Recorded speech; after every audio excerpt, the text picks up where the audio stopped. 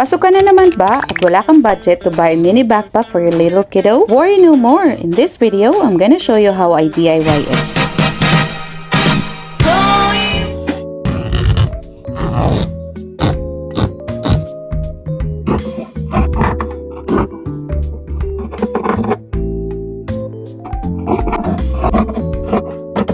If you guys wanna learn how to make this mini backpack, pwede kayong mag-comment down below at ituturo ko sa inyo. At dahil nga nagre-request yung kasama ko sa work, nagawan ko daw ng backpack yung daughter niya dahil nga magpapasukan na, at saka free time ko naman kaya I granted her request. Since meron naman na akong pattern for this mini backpack, kaya it's super easy na lang for me. Yung tela nga pala na ginamit ko dito ay pinaglumaan ko lang na trench coat na nakatambak lang sa cabinet. At dahil nga hindi ko naman na nagagamit, kaya naisipan kong i-upcycle na lang siya. Kesa naman nakatago lang, 'di ba? At siya nga pala, mamimigay ako ng backpack dahil naka 40k na tayo sa TikTok. Yay! Kaya naman mamimili ako ng isang lucky